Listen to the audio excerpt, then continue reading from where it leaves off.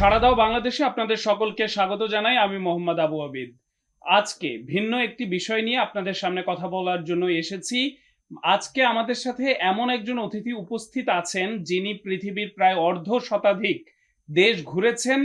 আজকে তার সাথে আমরা কথা বলবো যে বাংলাদেশে কেন পর্যটনের শিল্পের বিকাশ ঘটছে না, পর্যটকরা কেন বাংলাদেশে ঢুকছে না, কিংবা পর্যটকরা কেন বাংলাদেশে ভ্রমণ করছে না, সেই ব্যাপারগুলো নিয়ে আজকে বিস্তারিত আলোচনা করব। আজকে আমাদের সাথে অতিথি হিসেবে উপস্থিত হয়েছেন ট্যুরিজম বিশেষজ্ঞ এবং বাংলাদেশের অন্যতম পরিব্রাজক জনাব গোলাম ফারুক মজনু। স্বাগত আমাদের অনুষ্ঠানে আপনাকে। আপনাকেও অসংখ্য ধন্যবাদ আমন্ত্রণ জানানোর জন্য।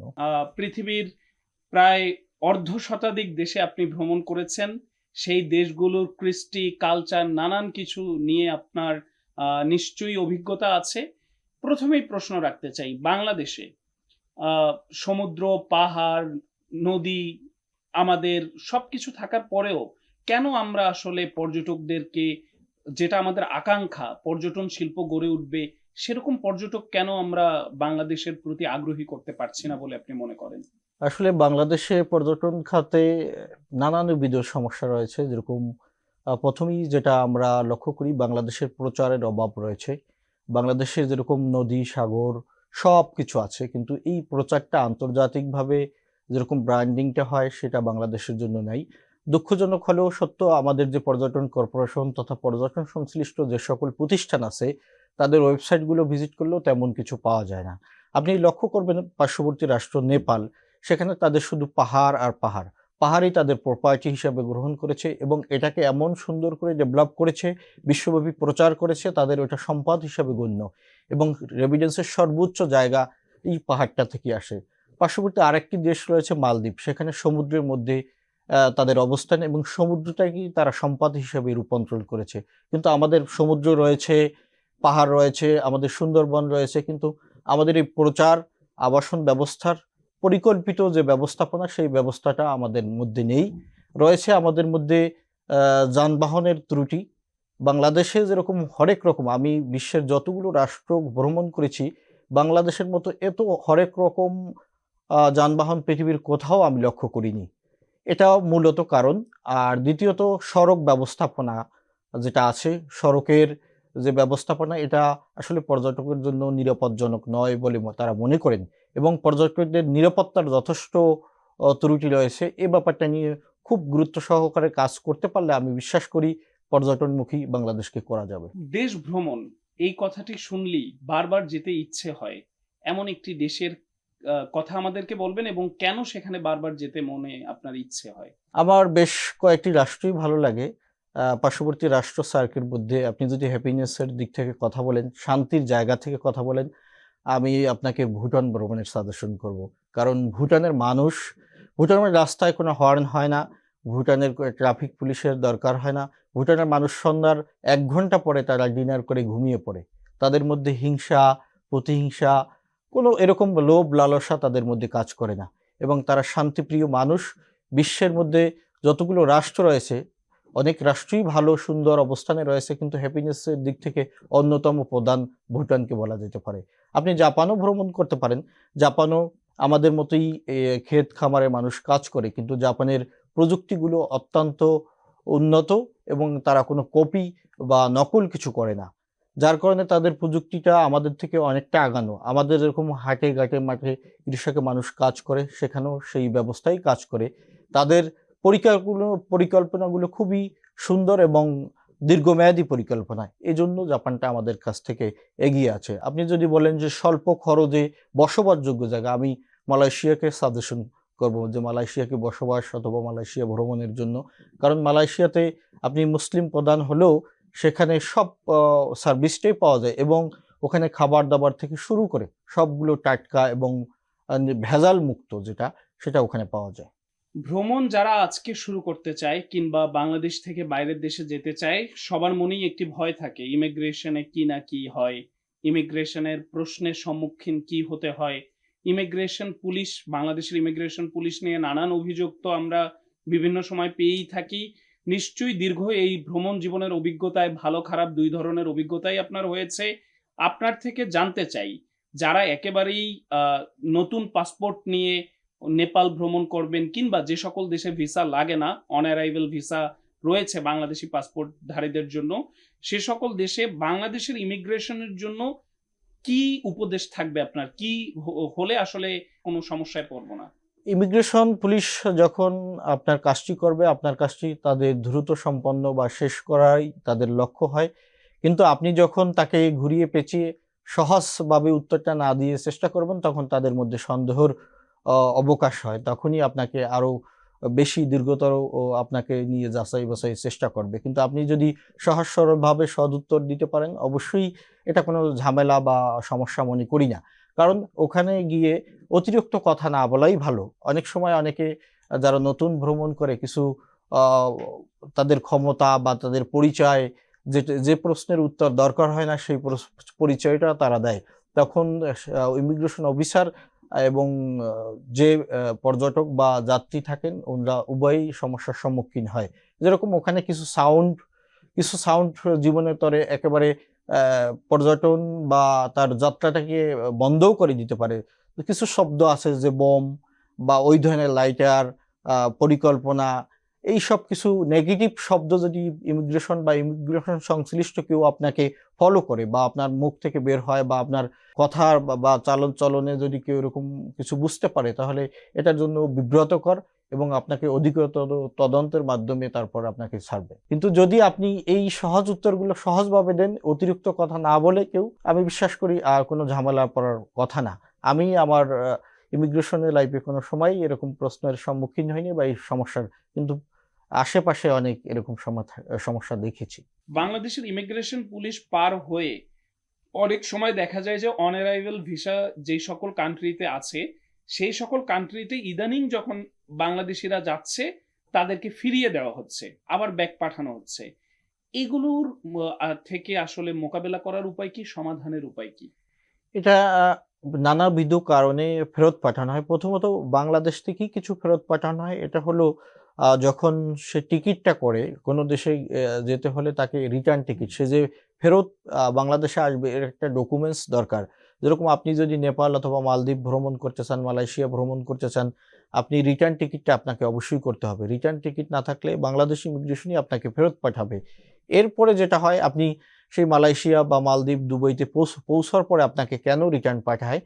এটা বাংলাদেশের মধ্যে আমরা যারা হোটেল বুকিংটা করি, মেক্সিমাম সময় দেখা যায় যে হোটেল বুকিংটা ফেক থাকে। আমি একটা হোটেল বুকিং বানিয়ে নিলাম ইমিগ্রেশনে শো করার জন্য। যারা উন্নত রাষ্ট্র তাদের সকল হোটেল বুকিংয়ে ইমিগ্রেশন চেক করলে এটা আসল না নকল সেটা যাচাই করতে পারে। এমনকি আপনি মালদ্বীপের কথাই ধরুন, মালদ্বীপে যদি কেউ হোটেল বুকিং করে, হোটেল কর্তৃপক্ষ সেই বুকিংটা ইমিগ্রেশনে পাঠায়। তারা অনলাইনে চেক দিলে দেখতে পারে এটা আসল বা নকল। এটা দেখতে পারে। আর দ্বিতীয়ত মাদক সংশ্লিষ্ট আছে। মাদক সংশ্লিষ্ট অনেকটা দেশেই বাংলাদেশের যারা সিটিজেন আছে মাদকের সাথে জড়িয়ে যায়। এর কোনো সূত্রতা পায় বা পূর্ব পরিকল্পনা সম্পর্কে তাদের ধারণা থাকে, এজন্য ফেরত পাঠাতে পারে। যদি বলেন যে নেপালে অনেকেই গিয়ে অপরাধের সাথে সংশ্লিষ্ট হয়। এরকম যদি কোনো প্রমাণ থাকে বা তাদের কাছে তখনও ফেরত পাঠাতে পারে। আর যেটা হয়, যারা একেবারে নতুন তরুণ যুবক, তাদের ভ্রমণের সময় অবশ্যই তাদের পরিচয়পত্র, আপনি যদি স্টুডেন্ট হয়ে থাকেন, আপনার স্কুল বা কলেজ থেকে ছুটির সেই ছাড়পত্র বা ম্যাচুরেট হয়ে থাকলে আপনার পেশার প্রমাণ, আপনি যদি ব্যবসা করে থাকেন আপনার ট্রেড লাইসেন্স, ভিজিটিং কার্ড, এগুলো সাথে রাখতে হবে। এই কাগজপত্রগুলো যদি আপনি না দেখাতে পারেন, তাহলে দেখা যায় আপনাকে ফেরত পাঠাতে পারে। অনেকেই করে কোনো রকম আ একটা ব্যাংক স্টেটমেন্ট দিয়ে ভিসা করল, কিন্তু সেই ব্যাংক স্টেটমেন্টটা ফেক। যখন সেই আ ব্যাংক স্টেটমেন্ট আবার ভিসা হওয়ার পরে যখন ইমিগ্রেশন দেখতে চায় আপনার অ্যাকাউন্ট ব্যালেন্স বা ওই ব্যাংকে অ্যাকাউন্ট আছে কিনা একটা প্রমাণ, এগুলো অনেকেই দেখাতে ব্যর্থ হয়। তখনই তাকে ফেরত পাঠায়।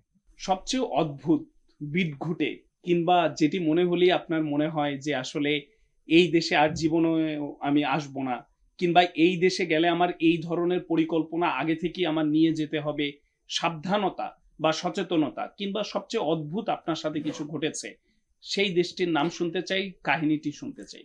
বেশ কয়েকটি রাষ্ট্রে এরকম অদ্ভুত কিছু, যেরকম সাউথ আফ্রিকা, কেনিয়াতে এবং উগান্ডাতে ৩ টি মজার ঘটনা রয়েছে। এর মধ্যে আ সাউথ আফ্রিকাতে যখন আমরা গিয়েছি, ওখানের লোকাল যে আছেন, আমাদের ট্যুর গাইড হিসেবে যিনি কাজ করছেন উনি একদিন আসেননি। আমরা চিন্তা করলাম যে আমরা নিজেদের মতো করেই বেরিয়ে যাই, একেবারে গ্রাম অঞ্চলে কৃষি ক্ষেত খামারের মধ্যে বেরিয়ে গেছি। ওখানের কিছু লোকাল যারা আছে দুষ্ট চক্র, তারা কিছু মানুষকে আহ, কাদা বা কাদা মাটি এরকম পানির সাথে মিশিয়ে ছিটিয়ে ছিটিয়ে দিয়েছে। এটা দেওয়ার পরে আবার পরক্ষণে কিছু দূরে যাওয়ার পরে ওরাই আবার এটা পরিষ্কার করার জন্য পানি এবং বস্ত্র বিতরণ করেছে। এটার জন্য ওরা আলাদা করে টাকা নিয়েছে।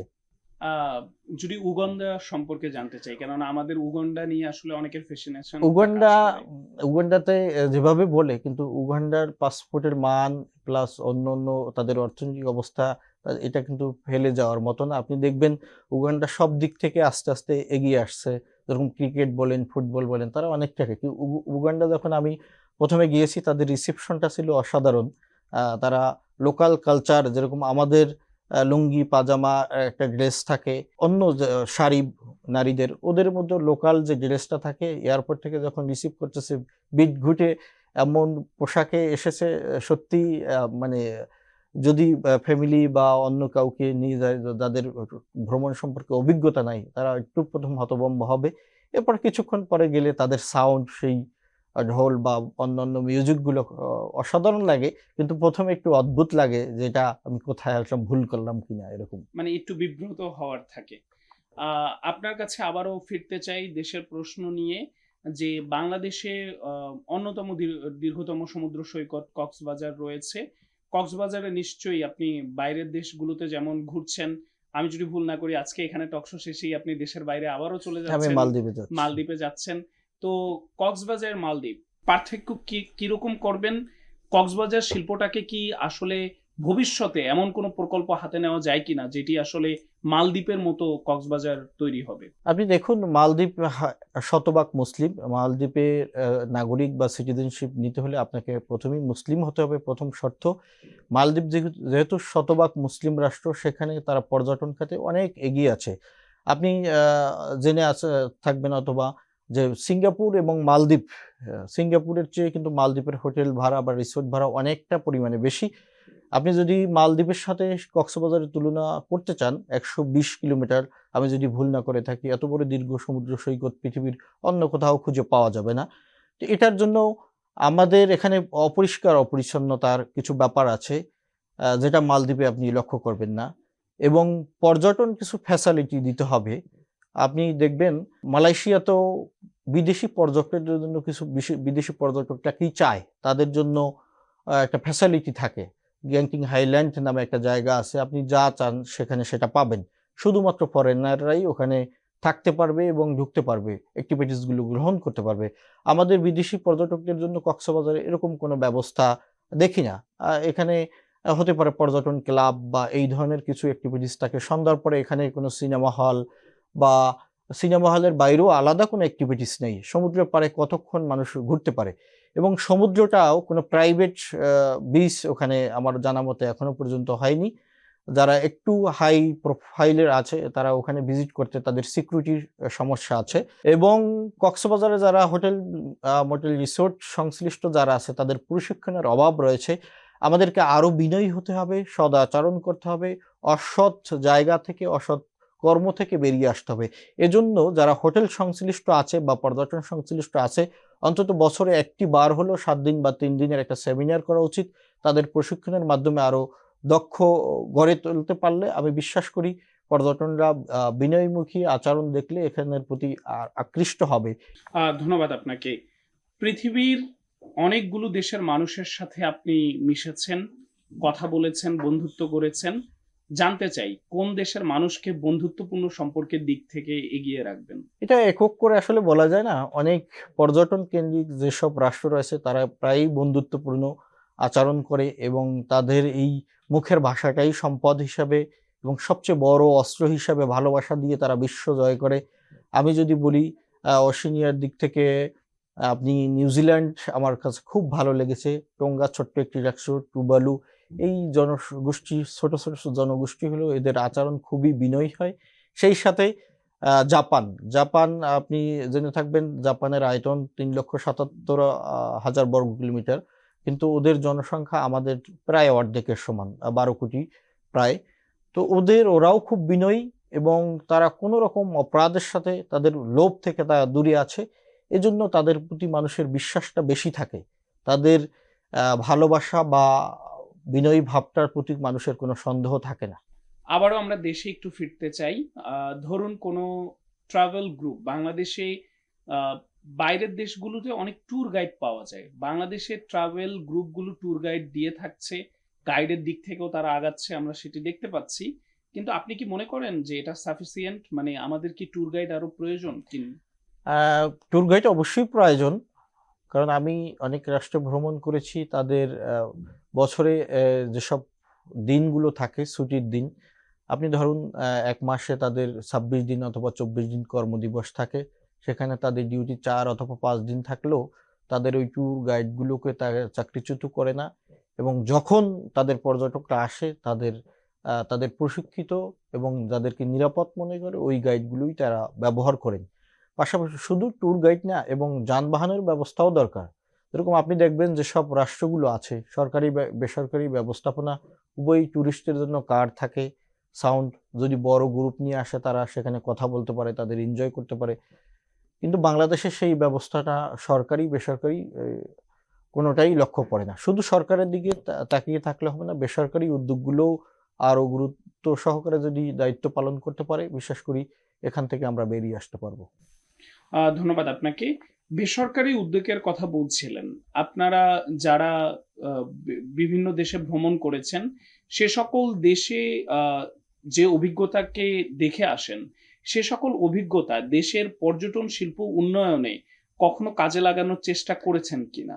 আমরা অনেকবারই চেষ্টা করেছি। অনেকের ঊর্ধ্বতন যারা আছেন সংশ্লিষ্ট, আমি কারোর নাম মেনশন করতে চাই না, তাদের সাথে মিটিং করেছি। শুধু মিটিং পর্যন্তই সীমাবদ্ধ থেকেছে। পর্যটন সংশ্লিষ্ট যারা আছেন তাদের আন্তরিকতার অভাব রয়েছে, প্রচুর পরিমাণে আন্তরিকতার অভাব রয়েছে, সেখান থেকে বের হতে হবে। আর এগুলো কাজে লাগানো শুধু বেসরকারি সরকারি দুটোই, উভয়ই সংকটই আমরা ভুগছি। বেসরকারিভাবে অনেকেই চেষ্টা করেছে। এখানে যেরকম পর্যটন মেলা, কিছুদিন আগে কয়েকটি মেলা হয়েছে, ঢাকা পর্যটন ফেয়ার হয়েছে। আমি দেখেছি বাংলাদেশের গভর্নমেন্ট খাতে যারা সংশ্লিষ্ট রয়েছেন তাদেরও অসহযোগিতার ছাপ পেয়েছি। তো যদি সরকার কর্তৃপক্ষই সহযোগিতা না করে তাহলে তো বিশ্বের লোকজন জানতেও পারবে না, তারা এটার প্রতি আত্মবিশ্বাসও হারাবে। এই মুহূর্তে আমার ঠিক মনে পড়ছে না, তবে আমি যতটুকু আপনাকে নিয়ে জেনেছি, আপনি নেপালের সবচেয়ে ভয়ঙ্কর যে এয়ারপোর্ট বলা হয় সেই এয়ারপোর্টেও আপনি নিশ্চয়ই ভ্রমণ করেছেন। লুকলাই এয়ারপোর্ট বিশ্বের ভয়ঙ্কর এয়ারপোর্টের মধ্যে একটি এয়ারপোর্ট। সেখানে এমন পরিবেশ যে আপনাকে ল্যান্ড করতে হলে অবশ্যই ল্যান্ড করতে হবে অথবা বিমানটাকে ক্র্যাশ করবে এরকম। কিন্তু তাদের নিরাপত্তা, তাদের সাজানোটা, মাস্টার প্ল্যানটা এতটা সুন্দর, আসলে সেই ভয়ঙ্করটাই মানুষ উপভোগ করতে চায়।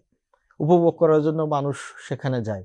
প্রচুর পরিমাণে খরচ করতে হয়। আপনি জানেন অবশ্যই যে হেলিকপ্টার নিয়ে তারা ভ্রমণ করে, যে বিভিন্ন রকম এভারেস্ট ভ্রমণে যায়। $1000 থেকে $5000, যদি গ্রুপে যায় $5000 প্রয়োজন হয়, পার পারসন $1000। $1000 অনেক টাকা। সেটা খরচ করে মানুষ ভ্রমণ করে সেই ভয়ঙ্কর এয়ারপোর্টগুলোও ঘুরতে যায়।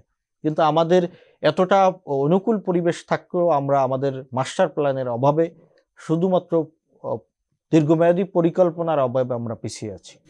সম্পূরক প্রশ্নটি করতে চাচ্ছিলাম যে যদি নেপালে ওটি সম্ভব হয়, বাংলাদেশে কোনো কারণে কি বান্দরবন বা হিল ট্রাক যেই পথগুলো রয়েছে সেখানে কি এয়ারপোর্টে আসলে এয়ারপোর্ট তৈরি করা সম্ভব কিনা? অবশ্যই সম্ভব, অবশ্যই সম্ভব। বান্দরবনের চেয়ে ভয়ঙ্কর ভয়ঙ্কর জায়গায়ও বিশ্বব্যাপী এয়ারপোর্ট রয়েছে, ছোট ছোট এয়ারপোর্ট রয়েছে। সেখানে জাতীয় আন্তর্জাতিক পর্যায়ের পর্যটকরা ভ্রমণ করে। আমাদের শুধু বান্দরবান, খাগড়াছড়ি, রাঙ্গামাটি নয়, সুন্দরবন নয়, আমাদের এরকম সেন্ট মার্টিন রয়েছে। সেন্ট মার্টিনকে যদি আমরা পরিকল্পনার মাধ্যমে নিয়ে আসতে পারি, আমরা সেই সিঙ্গাপুর বলেন, আপনি মালদ্বীপ বলেন, তার চেয়ে ভালো জায়গা এখানে। কারণ আমাদের মধ্যে অন্যান্য যে সুযোগগুলো অন্য দেশে নেই, সেটা আমাদের এখানে আছে। এখানে আমাদের সামুদ্রিক মাছ রয়েছে, মিঠা পানির মাছ রয়েছে, যেটা অনেক দেশে আসলে পাওয়া সম্ভব না। আপনি মালদ্বীপের কথা বলবেন, মালদ্বীপ এবং বাংলাদেশের মধ্যে একটা পার্থক্য রয়েছে, শুধু টোনা ফিশ ব্যতীত অন্যান্য মাছগুলো আমাদের সাথে ম্যাচ করে না। ওরা অন্যান্য যেসব সুস্বাদু মাছ, সেটা বাংলাদেশ বা শ্রীলঙ্কা বা ইন্ডিয়া থেকে আমদানি করে। কিন্তু আমাদের এই মাছ এবং পাখি বলেন, আপনি অন্যান্য বলেন, গরু, মহিষ, চিকেন, এইগুলো সব আইটেমটাই আমাদের রয়েছে। অন্যান্য দেশে এগুলো সম্ভব না। ভুটানের কথাই বলেন, ভুটানে গরু জবাই করা নিষিদ্ধ। যত গরু আছে এটা ওনার ছাড়া, উইদাউট ওনার গরুগুলো থাকে, এটা জবাই করা নিষিদ্ধ। আর তারা যে গরুর মাংস অথবা চিকেন এগুলো বিদেশ থেকে আমদানি করে তাদের নিতে হয়, এই জন্য মান এবং গুণে তারা একটু পিছিয়ে আছে। আমাদের গুণে, মানে এবং স্বচ্ছতা যদি থাকে, আমরা তাদের থেকে অনেকটাই আগানো আছি। ধন্যবাদ আপনাকে। ভ্রমণ নিয়ে যেহেতু আপনার দীর্ঘ অভিজ্ঞতা এবং ভ্রমণ করেছেন দেশে বিদেশে অনেকগুলো দেশে, আমরা একটি প্রশ্ন রাখতে চাই। আপনি নিশ্চয়ই জানেন যে ইদানিং তরুণ সমাজের মধ্যে, তারুণ্যের যেই উদ্দীপ্ত পথ চলা, তার মধ্যে ভ্রমণ কিন্তু থাকে। এই যে শীতকাল চলছে, তারা ভ্রমণে যায়, কেউ কক্সবাজার যায়, কেউ বান্দরবন যায়, বর্ষাকালে ঝর্ণাতে যায়। দুর্ঘটনা ঘটেই যাচ্ছে নিয়মিত। কক্সবাজারে লাশ পাওয়া যাচ্ছে। কিছুদিন আগে আমরা দেখতে পেয়েছি বিশ্ববিদ্যালয় পড়ুয়া শিক্ষার্থীর মৃতদেহ পাওয়া গিয়েছে। ঝর্ণাতে নিয়মিত এই দুর্ঘটনাগুলো ঘটছে। অভিভাবকরা ভ্রমণের ব্যাপারে উচ্ছ্বাসিত যতটুকু, তার চেয়ে বেশি কিন্তু বাধা দিচ্ছে তাদের সন্তানদের জীবন রক্ষার্থে। এই বিষয়টি আসলে কিভাবে খণ্ডন করবেন, কিভাবে সচেতন থাকা সম্ভব? এটা শুধু সচেতন না, এর বাইরেও, সচেতনের বাইরে যে মাস্টার প্ল্যানটা, আমি বারবারই একই কথা বলি যে এখানে যেসব পর্যটন কেন্দ্রগুলো আছে, পর্যটন সংশ্লিষ্ট যারা আছে, প্রত্যক্ষ পরোক্ষভাবে তাদের প্রশিক্ষণের দরকার। আপনি আপনার হেল্পিং হ্যান্ড হিসাবে যে থাকবেন, কক্সবাজারে যদি আপনি সমুদ্রের মধ্যে বেরোতে যান, আপনার কতটুকু যাওয়া উচিত, যাওয়া হবে না, সাথে সহকারী কেউ থাকবে কিনা, তার প্রশিক্ষণ আছে। যে আপনাকে পরামর্শ দিচ্ছে তিনি আসলে জানেন কিনা, পরামর্শ যে দিচ্ছেন তার আইডেন্টি কি, তিনি আসলে অরিজিনাল ব্যক্তি কিনা, পর্যটন সংশ্লিষ্ট কিনা। এইখান থেকে যদি বেরোতে পারি, তাহলে মানুষ, অভিভাবক নয়, দেশ নয়, বিশ্বব্যাপী মানুষ পর্যটনের প্রতি আরো আকৃষ্ট হবে। লাওস, কম্বোডিয়া, ভিয়েতনাম বলবেন, তারা পর্যটন খাত থেকে বড় একটা অংশ আসে, থাইল্যান্ড থেকে বড় একটা অংশ আসে। আমাদেরও এটা সম্ভাবনাময় যদি আমরা কাজে লাগাতে পারি।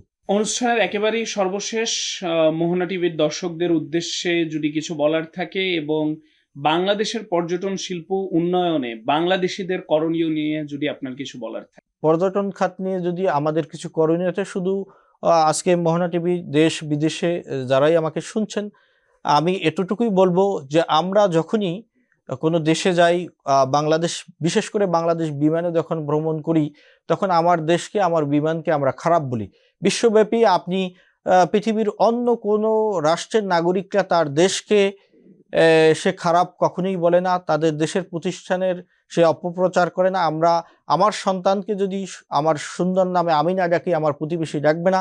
সুতরাং আমার দেশের গুণগত মান উন্নয়নের জন্য যেসব সমালোচনা করা দরকার সেটা করুন, এবং দেশের স্বার্থে, দেশের পজিটিভ দিকগুলো বিশ্ববাসীর কাছে যদি আমরা তুলে ধরতে পারি, এ দেশ উন্নয়নের সাফল্য শিখরে পৌঁছতে পারবে ইনশাআল্লাহ। সেই বিশ্বাস আমাদের আছে। ধন্যবাদ আপনাকে। আপনাকেও অসংখ্য ধন্যবাদ। প্রিয় দর্শক, আপনারা জানেন যে প্রতিটি পর্বেই একটি পয়েন্ট আমরা কোট করি এবং সেই পয়েন্টটি নিয়ে আমরা কথা বলি। আজকে পুরো পর্বে আমাদের যেই জিনিসটি সবচেয়ে কোট করা দরকার এবং যেই জিনিসটি আমাকে ব্যক্তিগতভাবে খুবই ভালো লেগেছে, সেটি হলো, যদি নিজের সন্তানকে ভালো নামে আপনি না ডাকেন, তাহলে প্রতিবেশী কখনো আপনার সন্তানকে ভালো নামে ডাকবে না। এটি ধারা তিনি বুঝাতে চাইলেন যে নিজের দেশের বিমান কিংবা বাংলাদেশ নিয়ে আপনি যৌক্তিক সমালোচনা আপনার দেশের প্রেক্ষাপটে আপনি করবেন, সেই সমালোচনার উত্তরণ করবে সংশ্লিষ্ট কর্তৃপক্ষ, সেই দায় নিবেও সংশ্লিষ্ট কর্তৃপক্ষ। কিন্তু বাইরের মাটিতে কিংবা বিদেশে নিজের দেশের নামে অপপ্রচার কিংবা যেটি না বললে, যেটি বলার প্রয়োজন নেই, যেটি না বললে আসলে কোনো সমস্যা হবে না, সেটি না বলাই ভালো বলে তিনি উপদেশ হিসাবে দিলেন। এই জায়গাটি আজকে কোট করে এখানেই শেষ করছি। নতুন কোনো পর্বে, নতুন কোনো অতিথি, নতুন কোনো স্থানে, নতুন কোনো বিষয় নিয়ে আবারও আপনাদের সামনে হাজির হব। সেই পর্যন্ত সারা দাও বাংলাদেশ তথা মোহনা টিভির সঙ্গেই থাকুন। ধন্যবাদ আপনাদের সকলকে।